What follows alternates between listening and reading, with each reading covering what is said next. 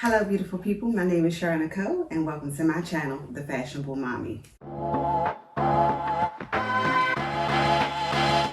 So in today's video, as you will see from the title, I am a mom of 5, and along the way, I have learned some great tips about parenting that I want to share with you today.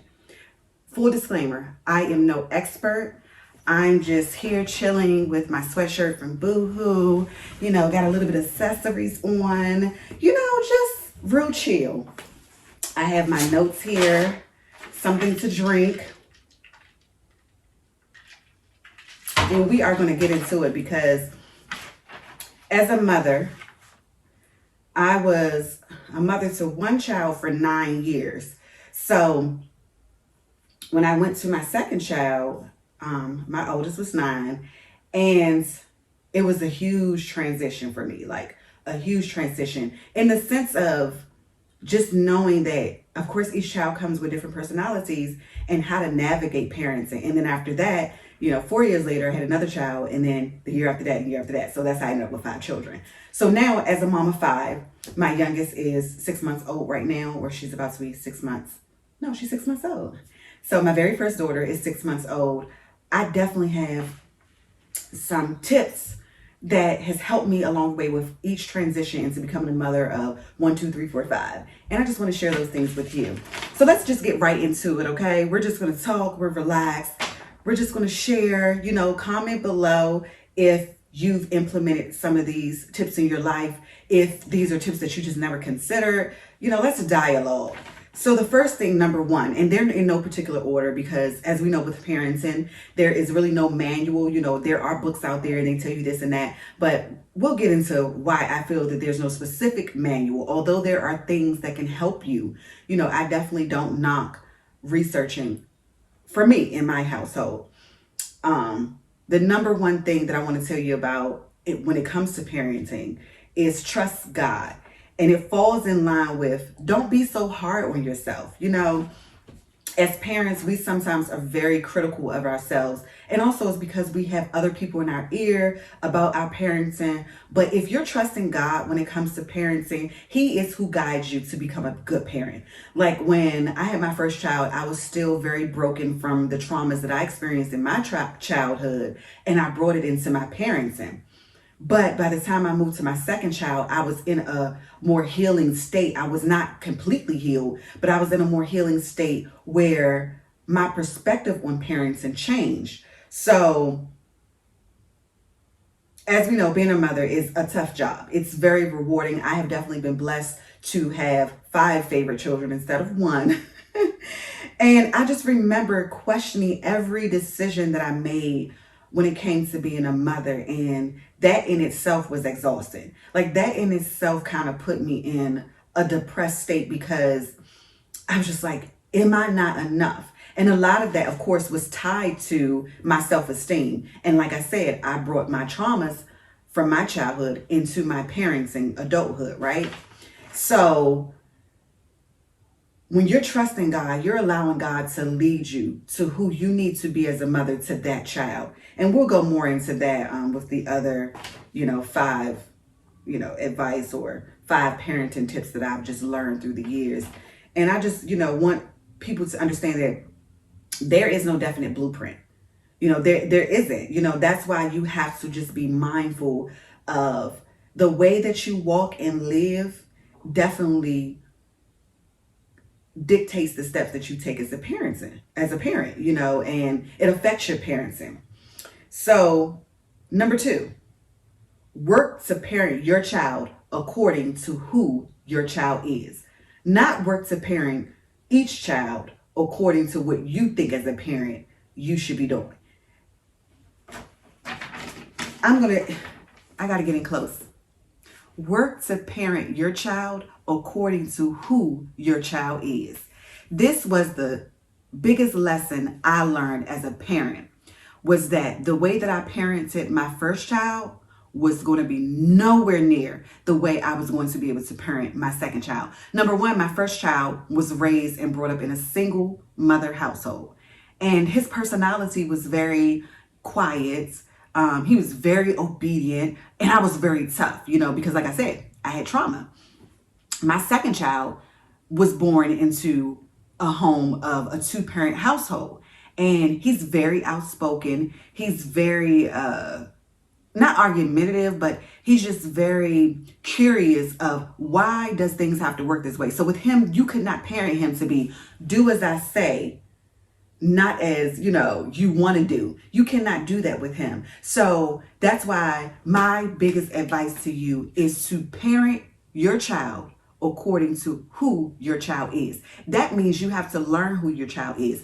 I was able to understand who each of my children are because God gave them to me, and he dropped into my spirit who they were, not who I thought in my mind I wanted them to be. Because my first child, in my mind, I wanted him to be this particular way. I wanted him to be obedient. I wanted him to be a full list of things I wanted him to be, right? And he tried to be those things, but guess what ended up happening? He did not show up as his authentic self. The reason we have so many adults who don't know who they are is because their parents never gave them the tool to express and become who they were. They always told them who they wanted them to be. Don't get me wrong. This has nothing to do with your children respecting you. As a parent, you are supposed to instill respect, morals, all those different things you still can do. But don't get so caught up in trying to do what older people told you should do. Parents who really didn't even parent you told you what they thought you should do. You cannot get caught up in that. You have to seek God to understand, who is my child? Who am I in my child's life? God gave my children to me to usher them into knowing him and to usher them into the gifts that God put in them. I could not do that with my first child, pushing him into being who I wanted him to be. So that's if I would say what is the biggest advice, trust God and parent your children according to who they are. Like, although these are not in any particular order, there is an order of how you should do things. Because if you're not trusting God, you don't know how to parent your children, because basically you don't even know who you are. You don't know who your children are. And I'm not trying to get in nobody's business who don't believe in God. This is not for you. This is for parents who do believe in Christ, who do believe, that Jesus died on the cross. This is for y'all. And I don't knock anybody's beliefs, and just because I may be Christian, you may be a different religion and you believe in God. Just trust God, however that may show up in your life, trust God. I'm not religious. I am very spiritual, and there's a difference. It's not for me to tell you or whatever. However, trust God, parent your children according to who they are. These are definitely great tips when it comes to, because you're not raising your children to be your little children for the rest of their life. You're raising your children to become adults. And that's why we have and run into so many adult children who parents never help them understand who they were and who they are, right? And I'm not saying that if you made a mistake and you didn't know, because I didn't know any better when it came to my first child, who's now 14. But when I did learn, I did communicate with him the things that I did wrong as a parent that I did not understand, and what I thought I was doing as a parent to help him, and how I allowed my upbringing, which was skewed because my parents was on drugs and they were in and out of my life. It was so skewed that I tried to parent him according to what I felt my parents didn't do for me. And that was the mistake I made, because what I may have needed and what my parents didn't meet for me had nothing to do with who my child was, who he was born to be. So there you go. Number 3, be patient with the process of parenting. And that goes back to say how I say, parent your children according to who they are, not who you want them to be. The reason I'm saying be patient is you're not going to get it right. Did you hear that? Like, you're not perfect. I'm not saying these things because I'm perfect. I'm saying these things because I made the mistakes, I learned them, and I'm still continuously working to implement these things. Because every day being a parent is an everyday job. It's not I just wake up and I'm a parent and I just go. No, I consciously think about it every single day, how I can foster these habits in my children. So one day, especially because I have 4 boys, one day they're going to be someone's husband. And I don't want them to look at, their they meet a woman or whatever, and they're sitting there like, who raised you? Because you are a grown man child, you know,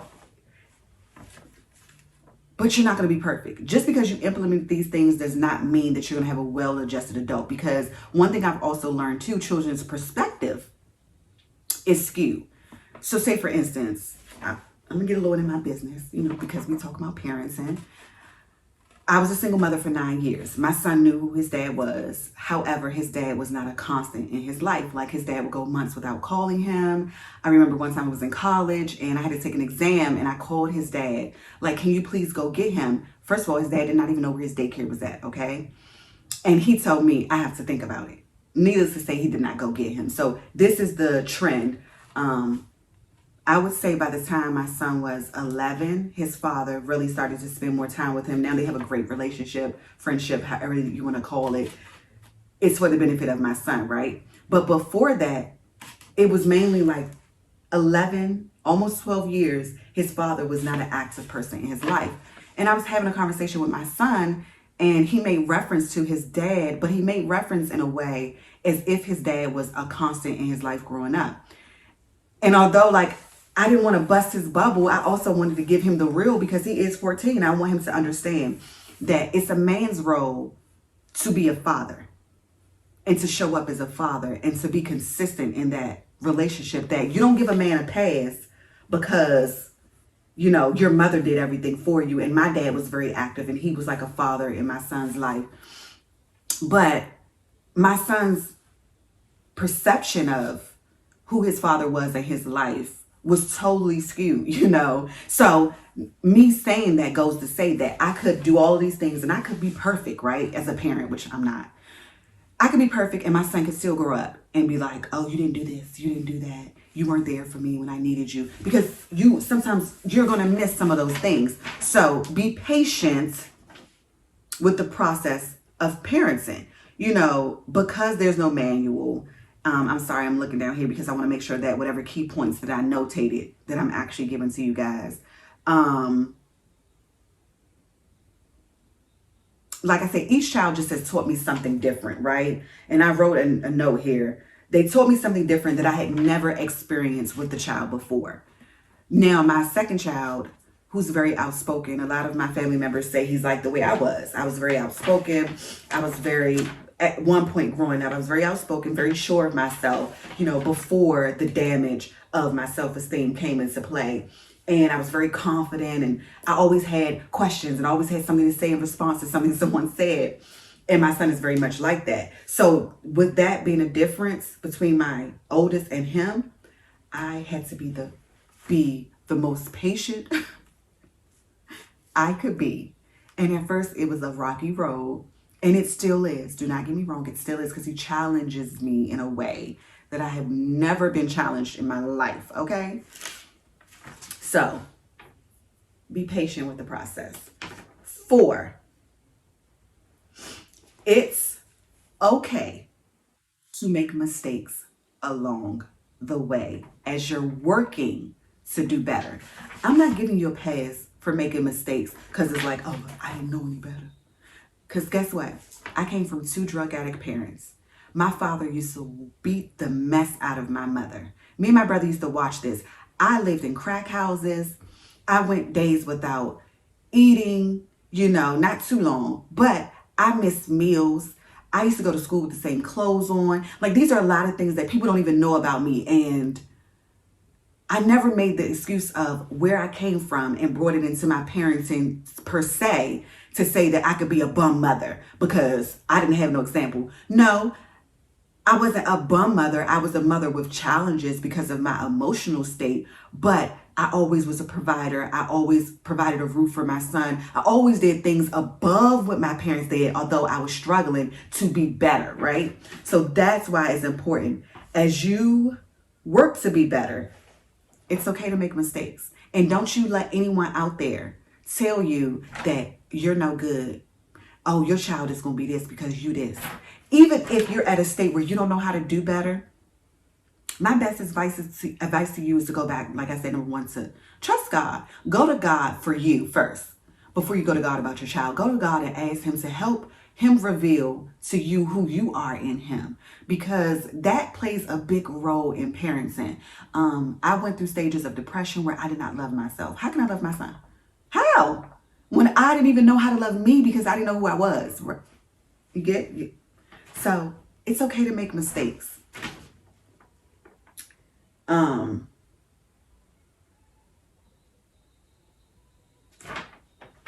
Let's talk about schooling right now.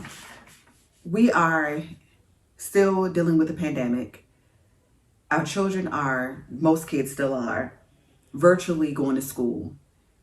And sometimes as a parent, I just don't meet the mark, when it comes to, oh, excuse me. Hold on, let me take a sip because I'm getting a little anxious over here, okay? Excuse me if you hear my stomach growling because I must be a little hungry. Excuse me. If you got your drink, go ahead and sip right now, okay? Because we're going to kind of like just delve and explore these things. So with him being in school, because my teenager, he's in ninth grade, so he's a little more self-sufficient and very much more independent when it comes to his schoolwork. It's just more so just following up, making sure that he's just encouraged and know he has the support he needs if it's something he doesn't understand. My first grader, I have to be a lot more active because guess what? If I walk away from him at his desk, at his computer, he's going to go grab a toy. He's going to go grab his iPod. He's going to go grab his Nintendo Switch. And sometimes I just feel like, where have I gone wrong? Because my first child would have never thought to sneak and do that because they're like, oh, if my mother come in here and see this, I'm in trouble. But you're going to make mistakes when it comes to how you encourage that child. Even with you learning who they are, sometimes they can switch it up on you, So the point of me saying about the school thing is you're going to make mistakes in how you rear them when it comes to that. Sometimes I get frustrated and I'm just like, sit up straight, like focus. And then I'll catch myself because I know that his personality doesn't deal well with aggression. Although he's a very outspoken and aggressive kid, he's very much more sensitive than my other child. Now, my other child is sensitive too, but I feel like as strong as my second child is, he's just as sensitive as my first child. So he does not react and respond well to someone fussing. So I make mistakes when it comes to that sometimes, not recognizing and paying attention of what I'm doing and how I'm responding, what I'm saying. But I do correct myself and I would just be like, you know what? Look, I know you're frustrated. I know you're in first grade. You have never experienced nothing like this. And I go back. If you're willing to go back and apologize to an adult, to a spouse, to a friend, it is nothing wrong and there's no shame with apologizing to your children. Although this is not one of those, I may drop in some other key points as I think about them, but it's nothing wrong with apologizing to your children. And I think a lot of adults and parents make this mistake and think that children emotions don't need to be heard like adults.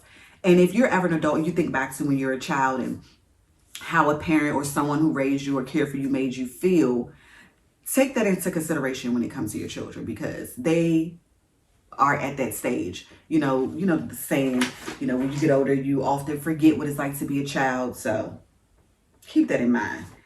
Number 5, it's okay to receive advice on parenting, but chew on what you need and spit out what you don't. Now, this is one that took me a long time to really get, This is really when I knew I matured as a mom, that when I was no longer offended by others giving me advice. And you want to know how I matured? Because I knew that their advice didn't necessarily dictate what parent I was, what parent I needed to be.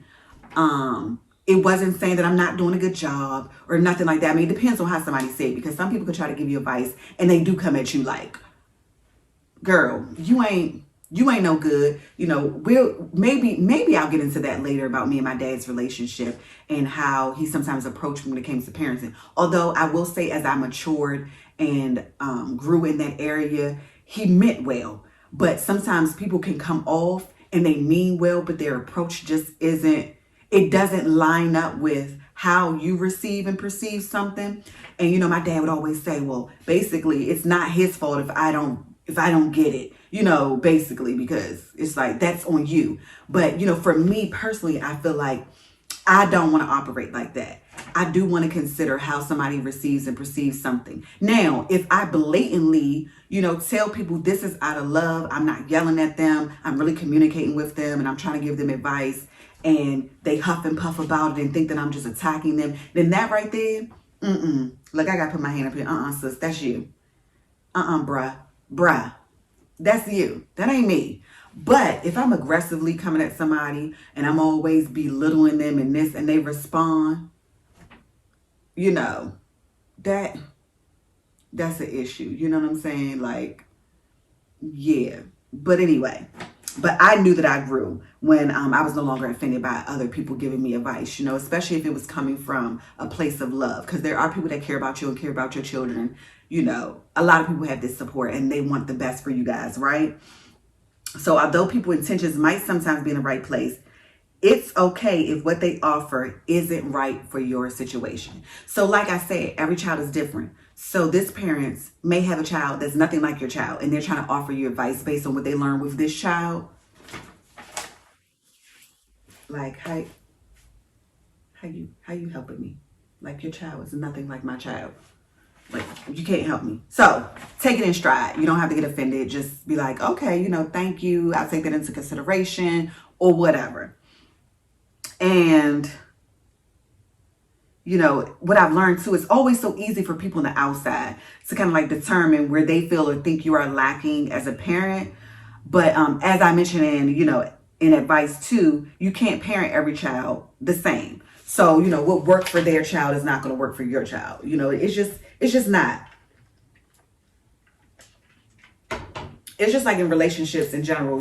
Let's say you're a mom and you have one relationship, you're in another. You can't treat that man the way you treated that last man because they're different, right?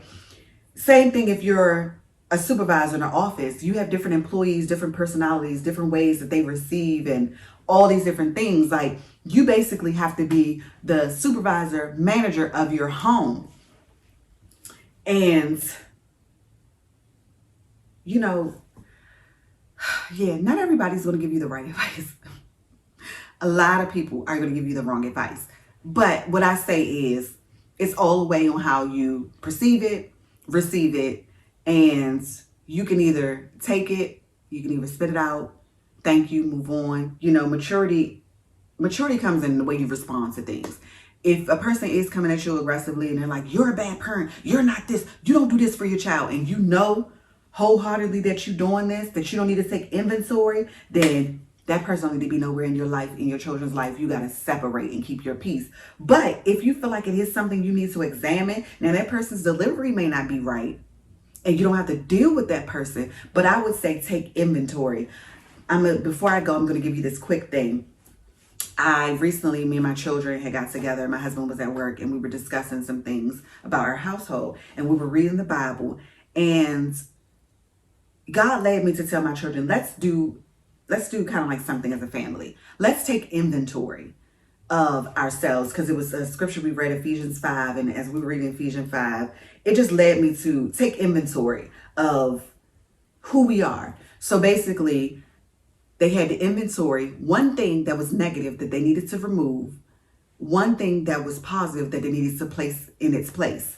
And although, of course, only my 6-year-old and my 14-year-old could really, share, and I could share. I did ask my 2-year-old, what did he want to do? And he was like, Mommy, Daddy, because he's not, that articulate. And, the baby, she couldn't say nothing. My 1-year-old couldn't say anything. But I want to share with you what my 6-year-old said, because my 14-year-old, he's very mature in his emotions and his development, because, he's a little older, so he's experienced more. But for my 6-year-old to say what he said, one inventory that he wants to take account for and to release was anger. And I was just like, whoa. Like, you see what I'm saying? Like, your children are little people, and they're not just to be seen and not heard. Like, they are actual beings who feel. And you never know what you're doing as a parent that could really affect them. So he said he wants to let go of anger. And I said, okay. And I said, what is one thing you want to take in? And he said, more love. He want to be more loving to people. So he wants to take in more love so that he could be more loving. So I just say, before I close out, don't be hard on yourself. Trust God. Love your children. If you have an issue from your childhood, deal with you. Do not take what you picked up from your childhood and dump it on your children because you're too afraid to do the work to help you. It's okay. You're going to make mistakes. Don't beat yourself up. This is not to beat anyone up. This is just encouragement. It took me 37 years to really see it's okay to go to therapy. Although I have not made it yet, I am going. Before 2020 is out, I am signed up for therapy because although God is working with me, there are still some different tools that I need to learn so that I can be even better as a mother, as a wife, if that's what God wants me to continue to be. So yeah, deal with you. Deal with you. It's you. Deal with you. And then deal with your children. So that's it for me. I am no expert. This is just some things and tips that I learned along the way, a little tidbit of advice. Take what you need, chew it up, spit out what you don't. And until next time, be bold, be beautiful, and always, always, always be authentically you so that you can raise your kids to be their authentic. So you can raise your kids to be their authentic self. Until next time, bye.